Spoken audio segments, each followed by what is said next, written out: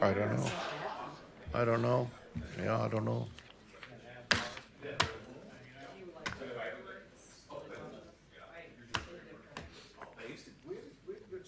Yeah, you did. You had an awesome show the other night.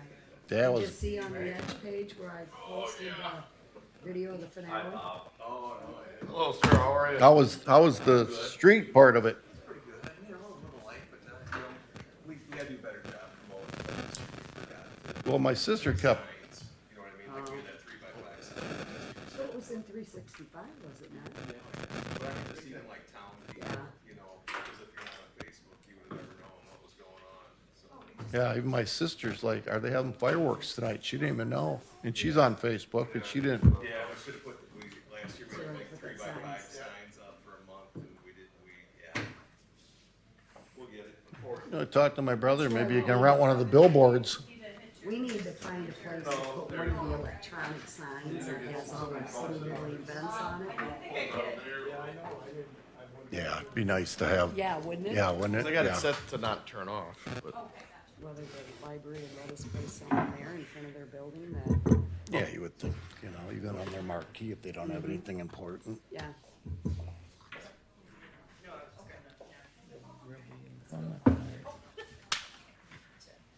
Yeah, I don't know where Timmy, I don't see him walking across the street either.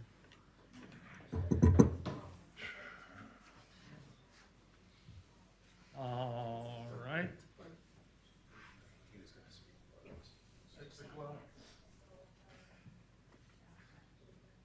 Yeah, so Dan's grandparents grew up next door, or his grandparents lived next door to us growing up. Oh, really? Yeah, I haven't seen him in a long time.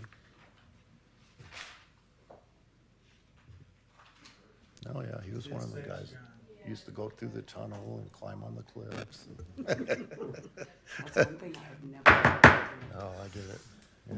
Good evening. I'd like to welcome everyone to the East Dubuque City Council meeting. It is Monday, July 1st. I ask that you please turn your cell phones off during the meeting and please be quiet during discussions.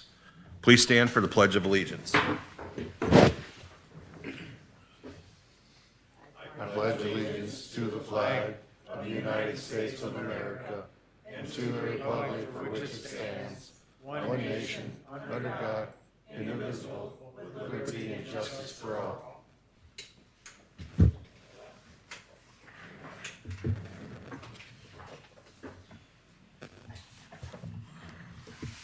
24-0701, call to order.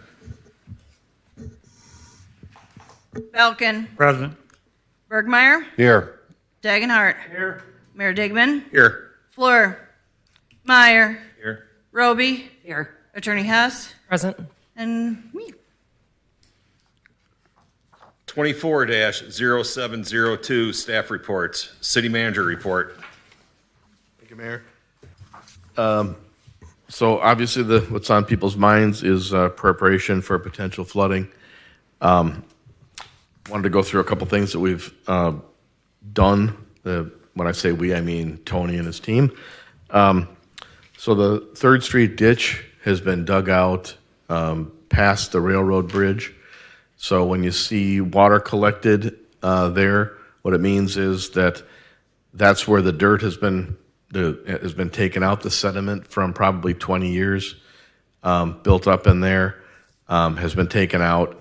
That allowed the storm sewer to get a little more pressure and clear itself a little bit, but the water can't get past the point beyond the bridge.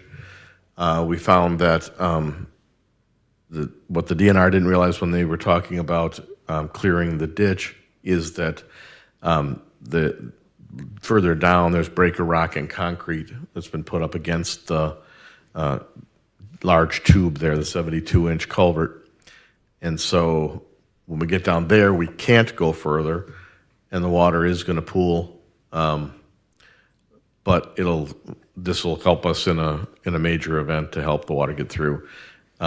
If we hit a situation after the storm where time goes by and water's not moving, then we'll deal with that then to get the water out of there. But right now it's flowing through. It just doesn't look like it is. The pumps and auxiliary pumps are all in place at the levee. The situation that we're dealing with because the water, as you can see in the chart here, this is from the federal government's estimates. Officially, the river is at basically 20.8 feet above flood stage, heading to 22.7 feet on Thursday, and then it should start tailing off according to their estimates. Of course, this could change depending on the weather patterns and who gets hit north of us, but the levee is 28.5 feet high. So the immediate issue is not is the levee going to be overtopped or breached or anything like that. The river level isn't that kind of an issue. The issue is as the river goes up, the gravity flow stops because the culverts have to be closed off. And so the more water you have, the more you have to rely on the pumps to clear the water. And so that's why we've got all of our auxiliary pumps and even rental pumps in place. And also some of the water from the river obviously backflows into the city. And so those are the two issues that we're dealing with. And as we get above 21 feet, we are pretty much all completely reliant on the pumps. But we've cleared the culverts and, as I say, cleared the ditch. Moving to the police station, the 193 Sinsinawa, based on the action from here, the ceiling has been removed on the second floor so that we're able to, the architects and engineers were able to look at it. Again, it's in better shape than they expected.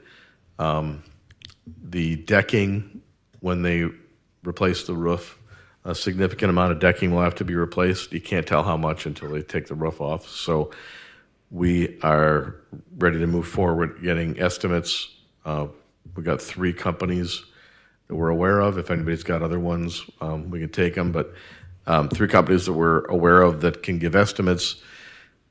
Probably it will be an estimate for doing the roof and then a per square foot estimate for the decking that they have to replace because they're going to have a hard time making that judgment. The roof structure on the inside can be done from the inside, and so it doesn't have to be part of the roof project. The roof is that structure is stable enough, so that's been done. The drenched carpeting in the first floor has been removed, so you can actually breathe in there a little bit, and taken down to the concrete floor on the first floor, which the concrete floor is in good shape. And so we are going to start meeting this week, tomorrow, with the fire department, the police department, and us, and start the preliminary planning. We will get a basic structure, what the needs are for space, and start moving ahead with planning. We also had a surveyor in measuring and surveying the building so that we can do the planning and the levels between that building and the current fire station so that those buildings can be connected. On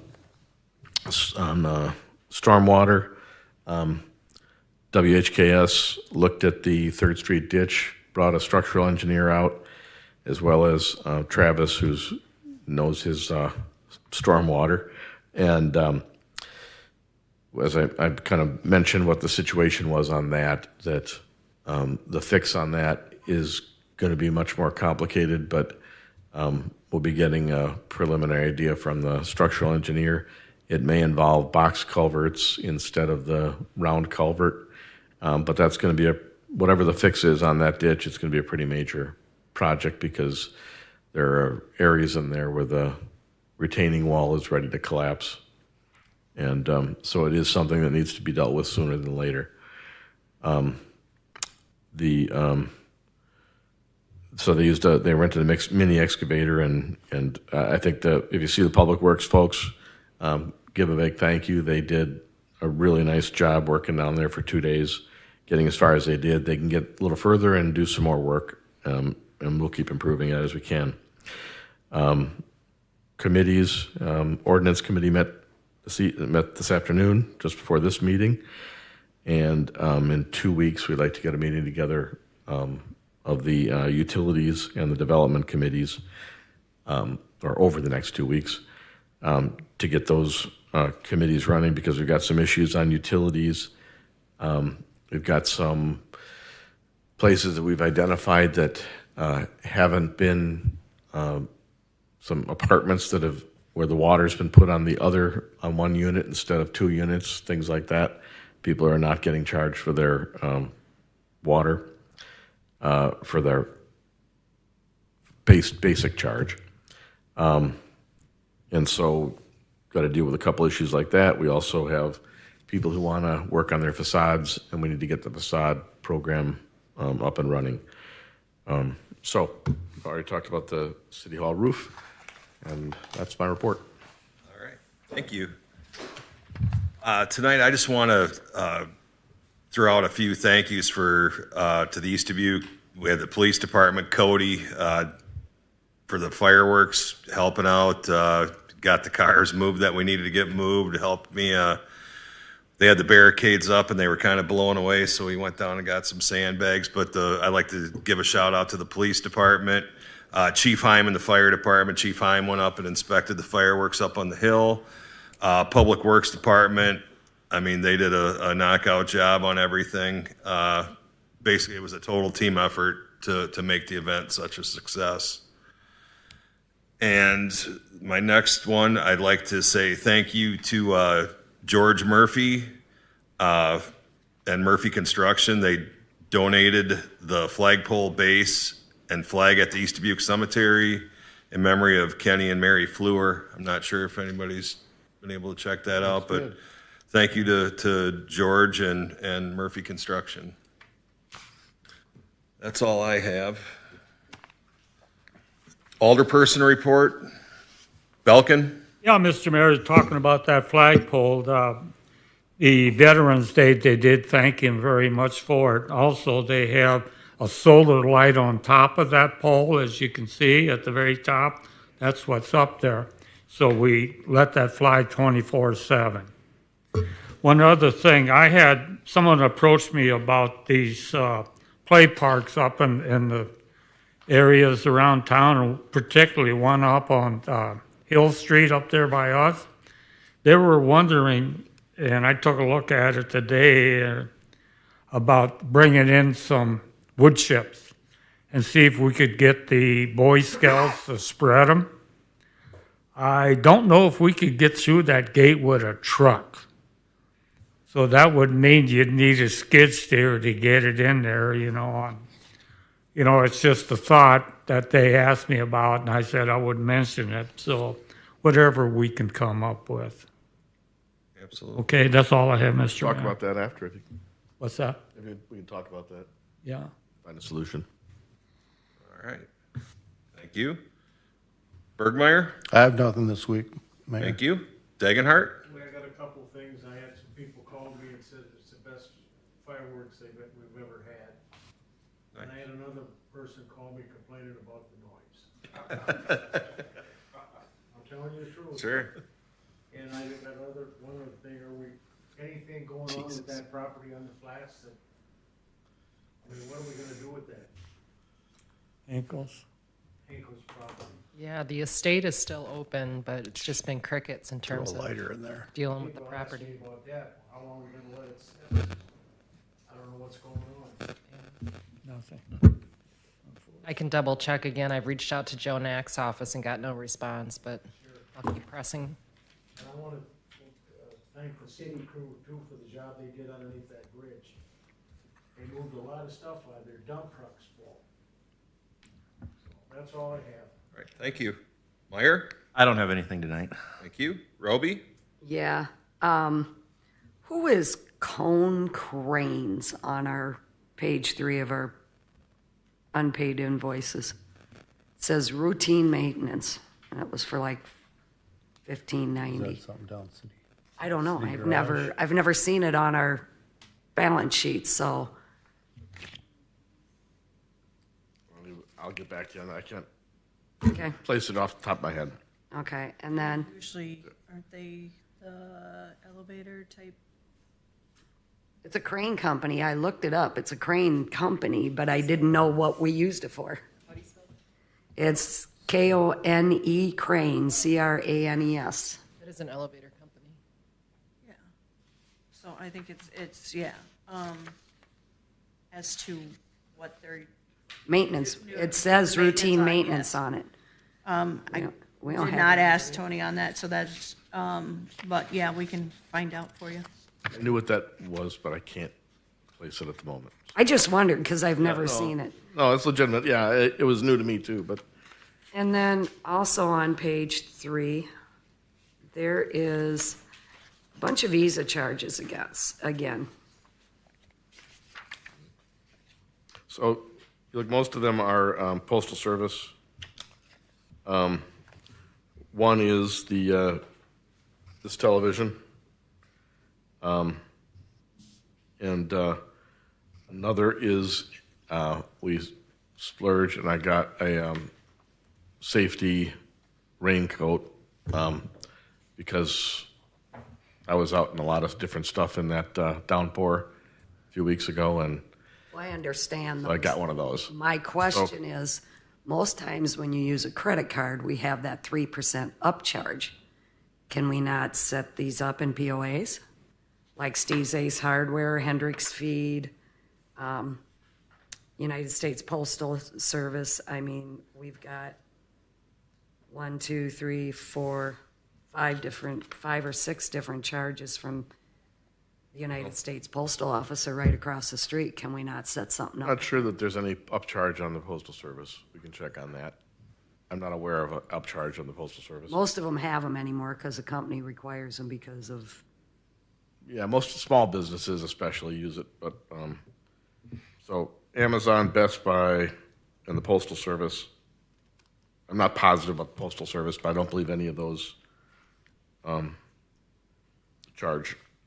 I just think wherever we can, we should use POAs. I think that's the best way to do business when you're in a municipality like this. It's easier than trying to hold on to receipts.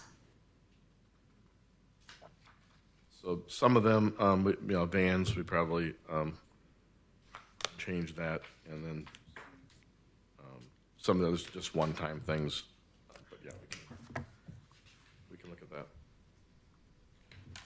And then we're talking about estimates for the roofs, for the roof on the police station.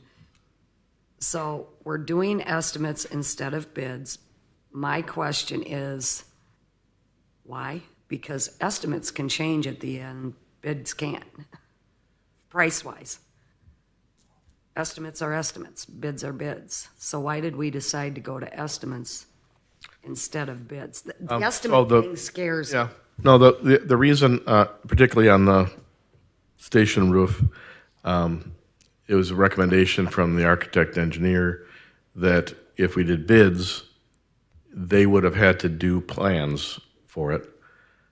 And if we do estimates, they don't have to do plans.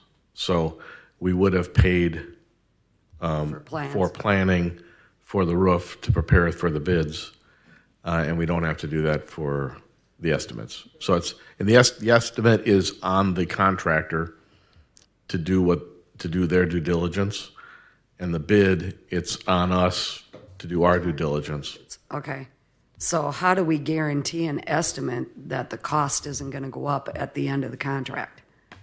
Do we cover that in our contracts? And We have a contract, we would have a contract with them that would, so as I said, for instance, on things like the decking over there, we're not going to be able to tell how much decking is going to need to be replaced. So that, the estimate then will be, will relate to time and materials for that portion of it. That could go up, but the basic estimate for the work to replace the roof, we would hold them to their estimate. Okay. Okay, and then the 3rd of July is coming up. We have all the traffic up on Hiawatha Drive, Montgomery, Livingston, Elm. They always used to put no parking signs along the one section of Elm and Livingston, so that the fire trucks can get around the S corners there. Last year, they did not do that, and that thing was just packed with cars. Is there any way when they put the Hiawatha signs out, they can include the portion of, I think it was a portion from the alley down on Elm? I don't remember, Digger. Was it the alley down, or did they go all the way from the stop sign down? Remember. Luke, any ideas? Yeah, we're gonna do it from, S curves from Pine, on one side, it's usually on the east side of the road. We were able to get more signs this year, over the years, they were either stolen or damaged. So, Cody got ahold of Tony on Friday, Cody, and maybe another public works, employer are gonna go stake them in, early morning on the 3rd. So you're only going from Pine Street around the corner? It'd be in front of your mom and dad's place, and then around, and then down in front of Big Rose there. Could you put just a couple up above that corner? Because there was people actually parked on that corner last year, the last couple years. Stake it in there, we can do that. Okay. That's all I have, Mayor. All right, thank you. City Attorney Hess? Nothing to report tonight. Thank you. Chief Kavasik? Thank you. Works is not here. All right. 24-0703, speakers from the floor. The Kahlers? No? Okay. And then Dan, we'll get to you. Actually, we have you're an agenda item, so. All right, 24-0704, consent agenda. Still moved. Roll call. Belkin, Aye. Bergmeyer, Aye. Dagenhart, Aye. Fleur, Meyer, Aye. and Roby. Aye. All right, new business. 24-0705, presentation and discussion with Dan McDonald of Greater Dubuque in the city of East Dubuque. Yep.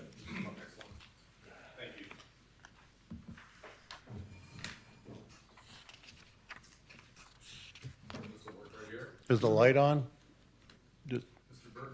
Not on, but it is now. Thank you. Yes, Mr. McDonald. Can you hear me okay? Yeah.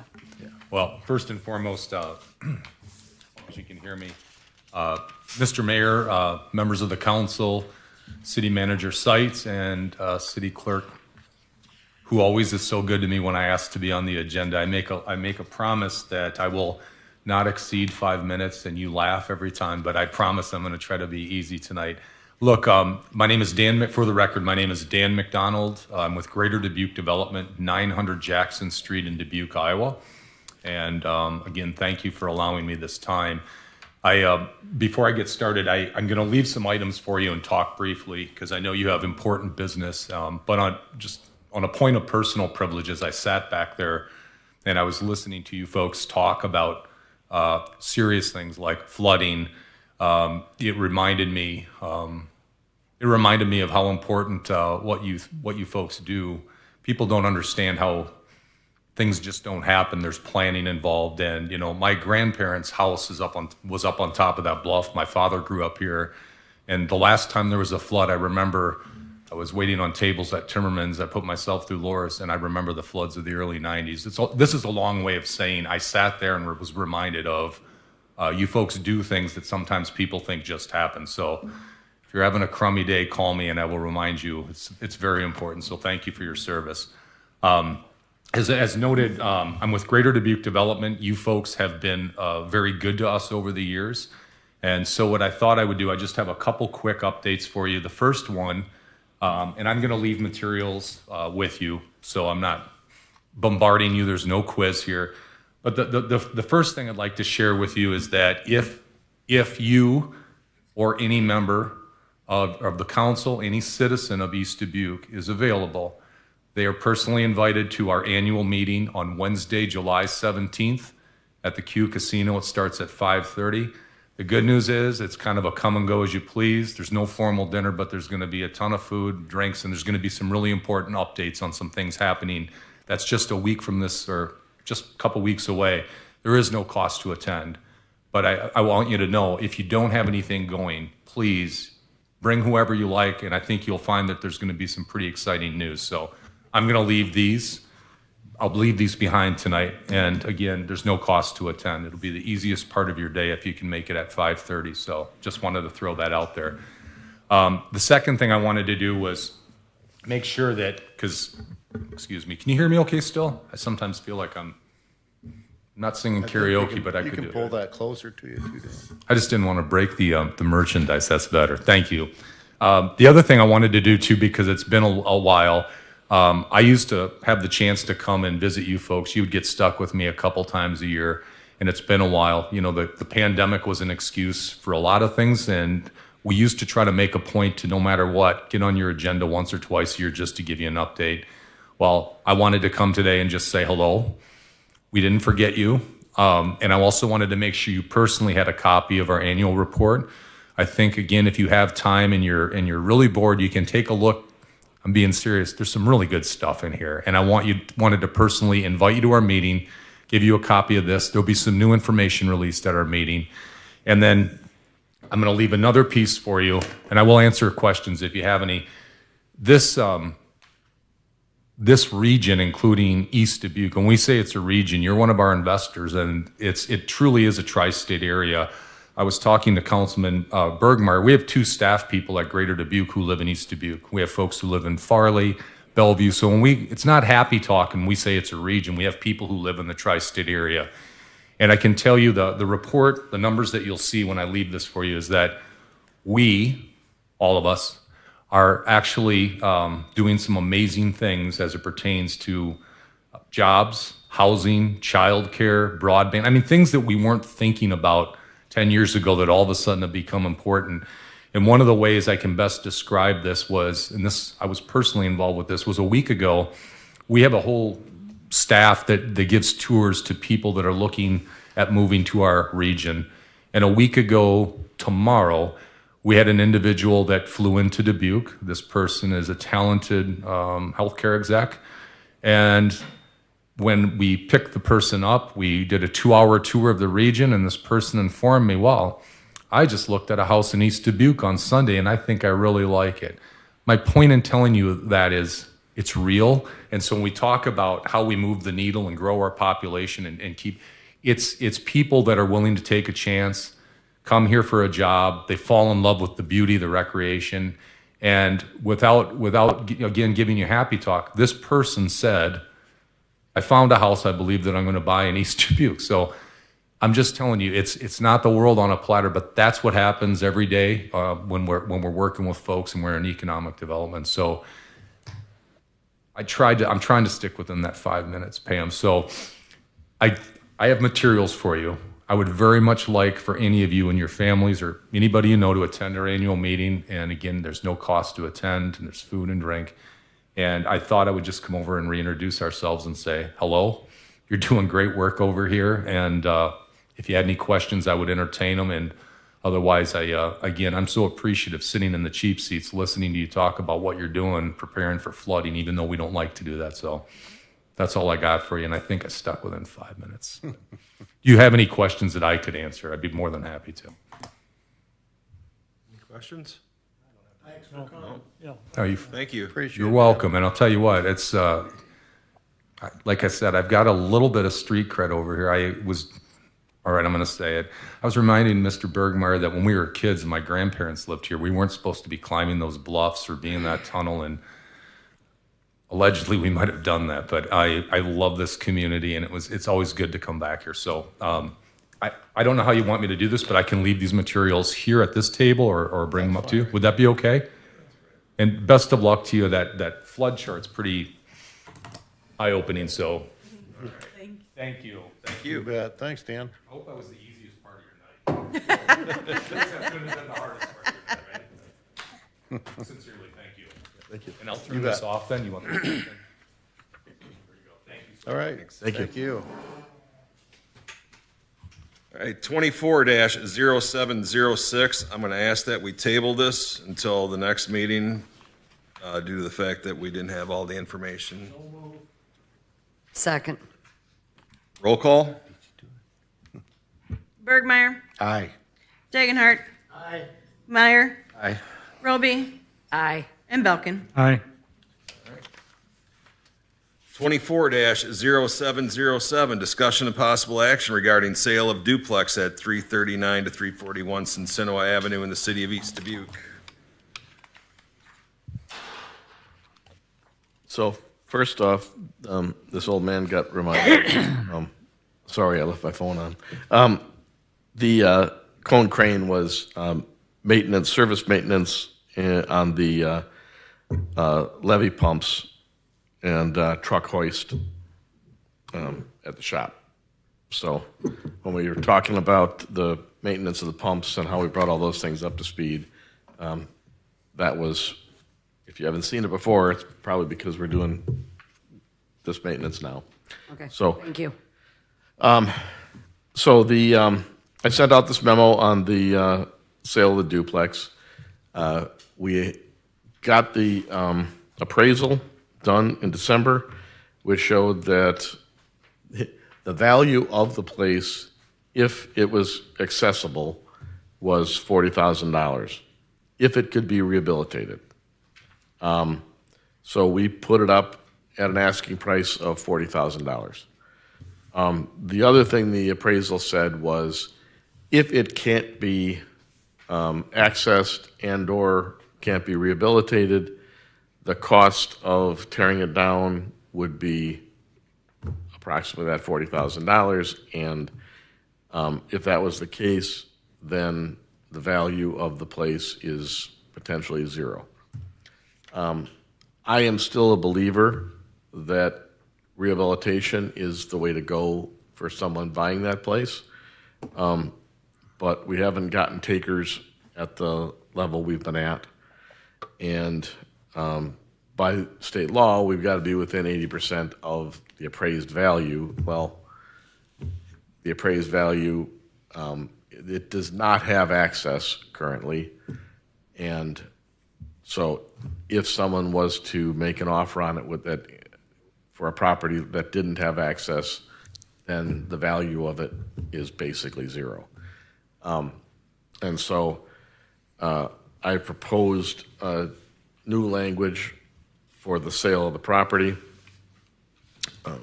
which basically reflects that. The first is, on the first page is the current, and then I highlighted the changes I was suggesting for the new one. Basically, this would be going from a focus on price to a focus on use and timing. And so we would ask that someone, make an offer and let them know that among the factors that the council will consider would be the use of the property, whether rehabilitation or demolition are planned, a commitment to a reasonable timeline for rehabilitation or demolition, and a return of the property to usefulness. So then a demonstration of the financial ability of the purchaser to accomplish the plans within the proposed time, and then use of bond, contract, other means to ensure that the plans are accomplished within a reasonable time. Maintaining the language at the bottom that the city reserves the right to reject any and all offers at its sole discretion. So rather than spelling out, you will do this to prove to us that you're able and serious, my recommendation is that we put it on the potential purchaser to demonstrate to us that they have the financial ability to do this, and that they are willing to, kind of put their money where their mouth is and make a commitment to make the changes within a given amount of time. So what they could do, they could bond, they could escrow funds that can only be spent on the rehabilitation or demolition of the building, things like that. So I know that there's been some history that some folks have talked to me about requiring a specific thing, a bond or whatever. It doesn't sound like that's been particularly successful, and so, like I say, I would leave it open to a purchaser trying to sell us on what they will do and when they will do it and how we know that they will do it. So that's basically a suggestion. From the appraisal, you've got in red the portion that is in the appraisal that I was referring to. So, What about the driveway going in there belongs to the other people? well, so currently they would have to buy the land next door, which I understand is up for sale in the $15,000 range, not from us. But to have access, it's likely that the DOT probably would not, I'm just guessing, but entertain another driveway access in there. But a person could use the access from the neighbor's driveway and negotiate a deal with them for the use of that. And then they could get back there and park. And then they get back, yeah. So there's a few different options they would have, but most of them probably involve buying the lot next door. But without the lot next door, the value of the property is. So I have a question, and this is just strictly a question. Would we be better off buying the property next door? And would that increase our chances of selling it all? So now you have the building and the property. Then you have, instead of it being worth $0, it's worth $40,000 because you got access now. And then the property is worth $15,000. So now you're up to $55,000 and you're 80% of 55 is X. Would we be better, have a better chance of selling it, buying the property next door and having it a one package deal? Just a thought. I was just sitting here thinking while you guys were talking about that 80% deal, and I was running them numbers quick in my head. Is the property next door, is that an empty lot, or is that the one with the house on it? It's an empty lot between the duplex and the one. That's not a very big lot then, is it? I think it's 25 feet across, but the duplex is 2 lots, so the 3 lots together would be 75 feet, and they're very deep Right. lots. So, yeah, from a development perspective, that would have the potential for that, I and think it'd sell then. We get more money out of it, better than 0, Instead of right? tearing it down. Spend 15 grand to get 35 or 40 back. What if you spend 50 grand and still nobody's interested in that? 15. Or 15 grand and then nobody wants to still touch that duplex. Chance. It's a chance. You're Kind right. of gambling. It's a $15,000 gamble. Well, You I win think- some, you lose some. I think that's the reason we're not getting anything, because Is because the lack of duplex, yeah. access. Because we had people looking before they knew that, you know. Yeah, Dennis Rundy looked at Well, it, yeah, I believe. I mean, I've taken multiple people through the building in the last couple of weeks, so there are people that are kind of sniffing around at it, but yeah, as I say, nobody has gone past the sniffing stage. I think it's the access. Well, it would be a TIF eligible expense to buy the next property over. Our downtown TIF, one of the goals of the TIF is combining small lots into larger lots. So that is a stated goal in our TIF. Cause them are deep lots back there. Yeah. That yard is super big. Yep. What would it cost the city to demolish that place? I have talked to one contractor, and I'm thinking you're in the 30,000 plus range. And hopefully there's not a lot of I asbestos. was just wondering, would it be cheaper to Yeah, but you know. we're gonna have to- demolish? A And lot then of asbestos in the if you dam. bought the 2 lots, demolish that and sell it as a 2-lot parcel, you know? But yeah, 30,000's a little high. I mean, it's not, but when you've already got money stuck into it, Yeah. you know? I think our chances are a lot better with the access. If you, yeah, that might lead toward, if you did buy the other lot, and you'd be 3 lots across and a very, very deep. And so then, you know, it might be that the best use would be to tear down the building and utilize the depth of that lot for a commercial building or something, or an apartment building. I think you brought a good idea. You know? It's worth looking into, I guess. I mean, I think it could sell. If they can get back there and park, that's the bottom line. Well, whatever happened to the park going in there, back there? Well, Galena was paying for it. There, Oh, no, they weren't. well, no, they weren't. They No.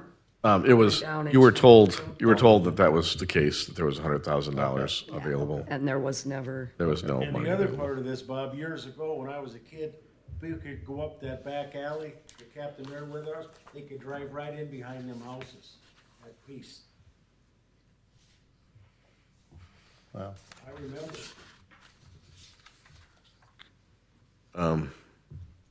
Well, we don't have to act on this. no. It's, So should we? Table it? can we Yeah, table this and check with the owners of the lot next door and see if they will take a bid on that? I make a motion to table it till we get more information. I'll second that. All right, roll call. Yeah, we'll get her figured out. Dagenhart, Aye. Meyer. Roby, Aye. Belkin, Aye. and Bergmeyer. Aye. 24-0708, discussion on UTV/golf cart ordinance in the city of East Dubuque. it's, so you've got the potential ordinance in front of you, not voting on it tonight, but bringing it up for discussion. This ordinance is based on an ordinance that's working right now in Warren. They seem to be having good luck with it. And we kind of tightened it up and changed some things for our situation. But that's basically, I think using someone else's helps us to make sure we cover the bases. And so that's what you got in front of you. I have one thing I'd like to bring up. On the second page of this ordinance, letter G, it says UTVs or golf carts shall have their headlights and taillights on at all times when operating on village streets. We need to Home change city. that. Yep. Just to make it. And then I had another question. The part about crossing state highways, and I forgot to. It is. Can we legally, I mean, isn't that superseding? It's F. Is it F? Isn't that superseding state law? No, well, so we're not saying that they have the ability to cross state highways. We're only saying that if they do cross state highways, they have to cross in a perpendicular manner.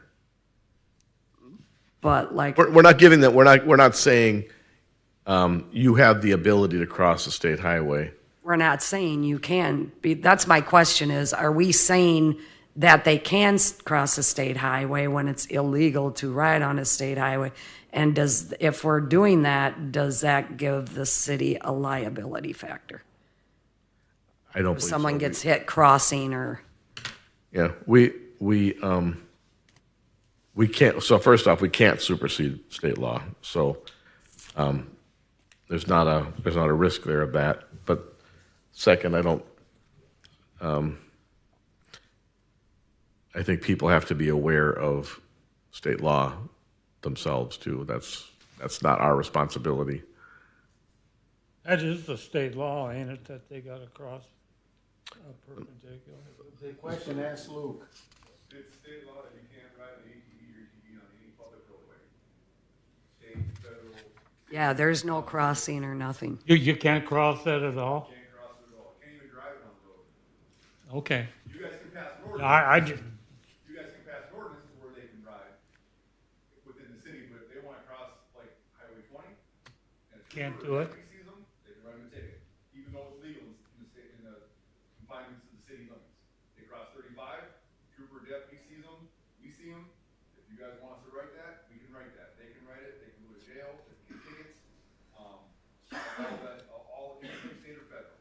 They cross it in any manner, whether it's parallel or perpendicular, they can receive a You get a citation. ticket.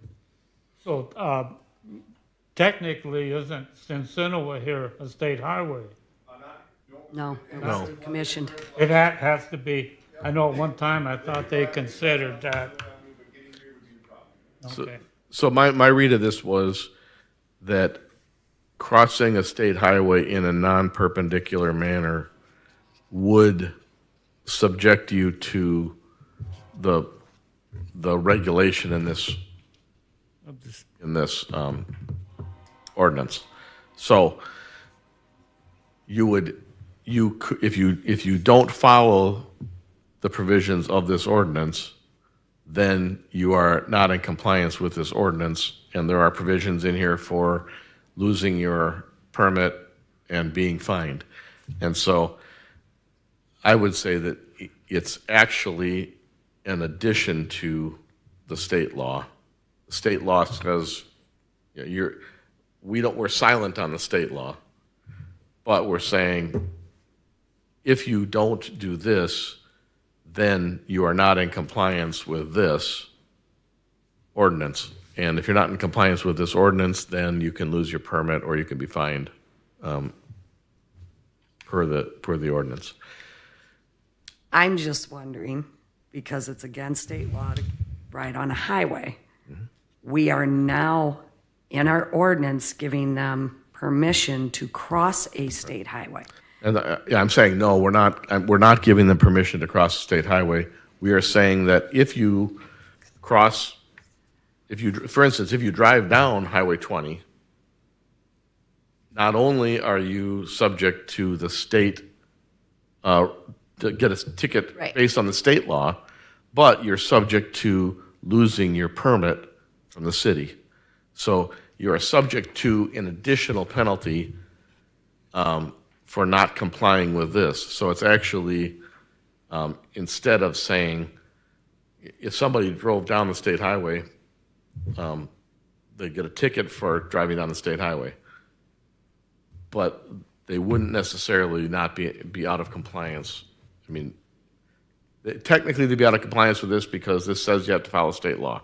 So they have to follow state law. But this would be another means of penalizing somebody.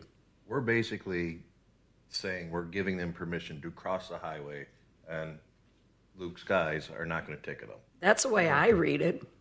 We're not giving them any. We're not giving them any permission at all. We're just saying that if you don't cross at a perpendicular angle, then you will be out of compliance with our city code, and we're silent on whether you're out of compliance with the state code. But the way this reads, Bob, it says UTVs and golf carts may not operate on state highways except to cross said highway at an intersection in a path of 90 degrees. To me, that says, okay, we're allowing you to cross the state highway. Okay. Well, I think we can clarify that. Is there some way we should reword that? We'll lawyerify that. Well, I'm gonna bring something up you guys ain't thinking about. What about the guy that pays most taxes in this city? Grundy, back and forth, they go back across golf cart. Well, I know that. I'm worried about the liability on the city if we don't change wording on this. That's my thing. Okay. Well, we'll clarify that to make it clear that we're not authorizing something under state law, which we, by state law, can't authorize. Right. Maybe just say something, cross at your own risk. Yeah, something. Well, we can say crossing a state highway in a manner outside of 90-degree angle, blah, blah, blah, is a violation of this code, basically. Okay. Yeah, just. Yes. Thanks. That's why this was a good idea, just to have the discussion, so we can talk this out and, Right. and answer questions, work through it, come back, We're going to revised. table this one too then until. we Yeah, there's no get action no on the action on agenda this for one this. This is tonight. purely okay. discussion this evening. Yeah, okay, I didn't see that. Yeah, that's why it's here, is to talk about this stuff.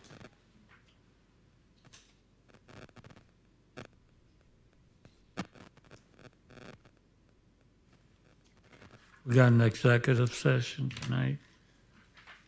Did you read all this stuff, Delbert? Yeah, I want to. 35 a year, is that kind of a standard price on a permit? Did we? It's what they're charging in the other, in Warren at least. I think other communities are considering it. That's, I didn't know, that's why yeah, I asked. yeah.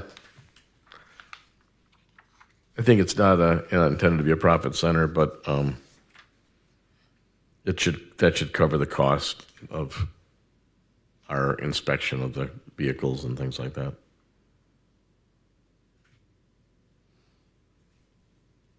Do we want to add on letter M there, children must be secured in a child restraint system as required in the Illinois Child Passenger Protection Act? Do we, because if I remember correctly, don't kids have to wear helmets on side-by-sides? I thought they did. Do we, Luke, is that a, So on private property, no, but technically they're not allowed to be on the street anyway, so you should probably put something in there. I know in Wisconsin, anybody under, I think, 16 has to have a helmet, whether they're driving or not. that's why I asked the question, right? It would be smart, it would be something that you should probably entertain putting this policy in there.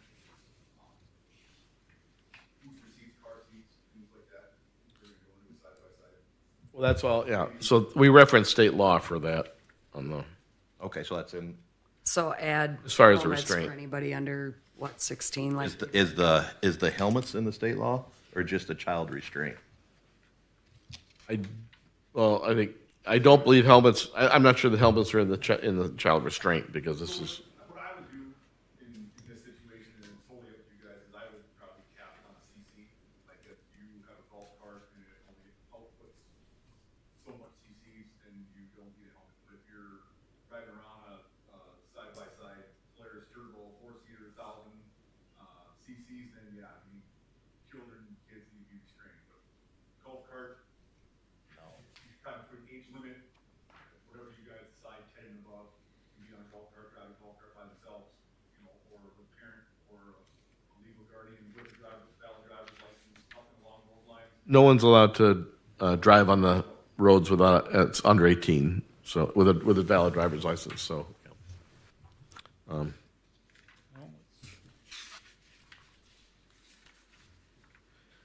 Executive next, right, John? We're still going here right now. they had to have restraint, seatbelts for each passenger, okay.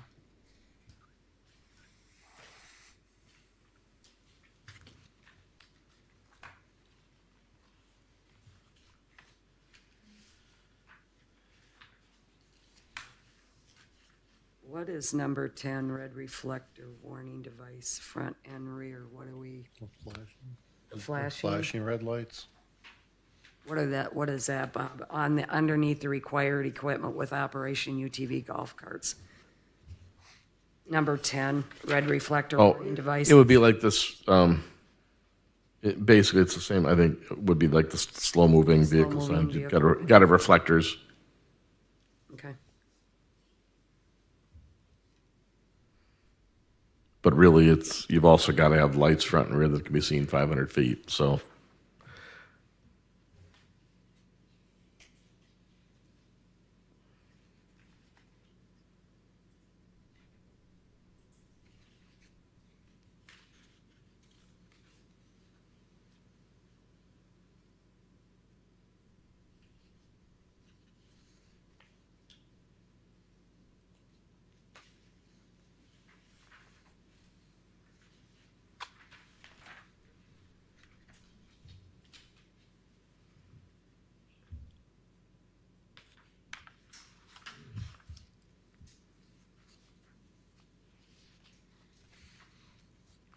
Did we look at any of the Wisconsin laws on UTVs, on what their standards?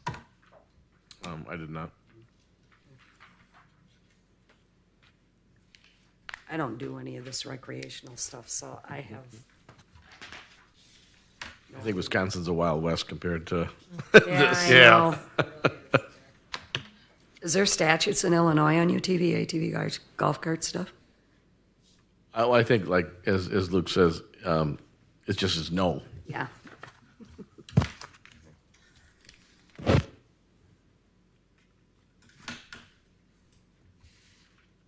Any other discussion on this or changes that anybody'd like to see? Do we need to have any discussion with the chief on how they're gonna enforce this or anything else other than, Have to see it happen.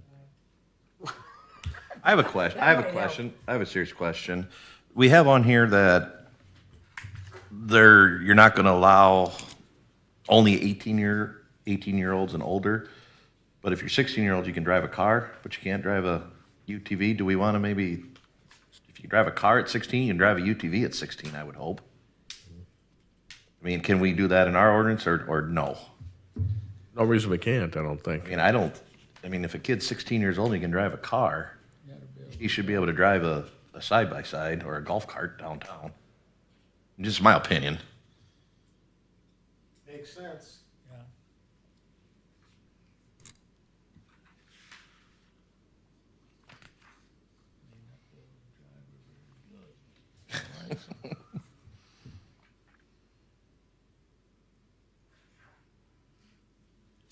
Any thoughts on what Ben is recommending? I think it should be 16. I mean, does anybody disagree? Let's go that way. Anybody disagrees, speak now or forever hold your peace, I guess. So some things can be amended to when it comes back.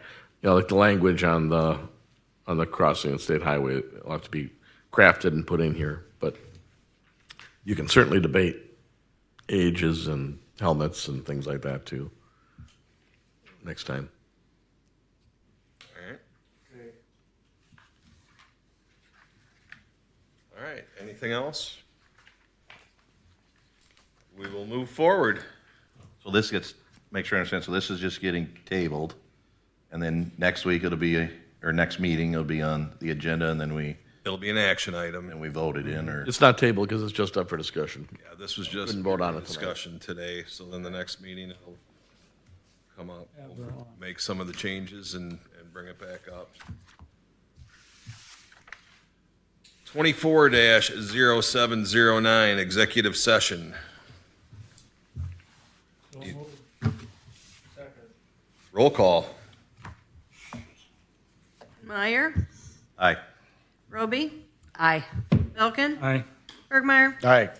Dagenhart. Going into executive session. Didn't want to go off?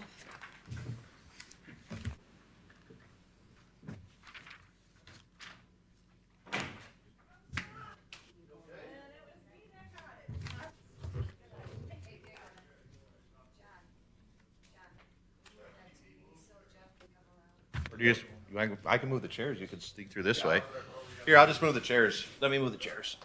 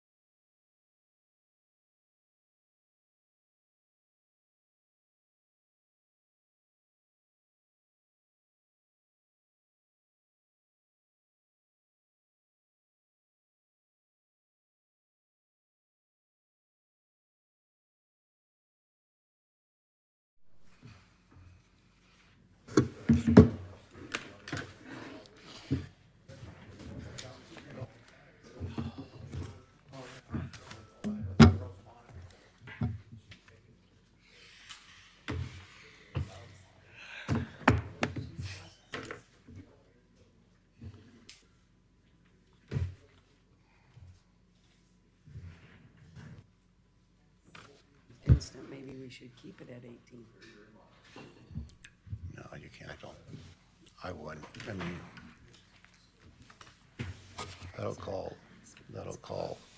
that'll be more controversy from other, even parents. Yeah, Well, your daughter can drive a car, my son can drive a car. yeah, that's true. Kind of like the 21-year. All Yeah, right, 24-0710, discussion and possible action on matters discussed in executive session in the city of East Dubuque. I need a motion to approve the recommendation from the city attorney to dismiss the condemnation action against the East Dubuque Public Library. second. Roll call. Belkin, Aye. Bergmeyer, Aye. Dagenhart. Meyer. Aye. And Roby. Aye. 24-0711, motion to adjourn. Make a motion. Second. Roll call. Bergmeyer, Aye. Dagenhart. Meyer. Aye. Roby. Aye. Belkin. Aye. We are adjourned. All righty.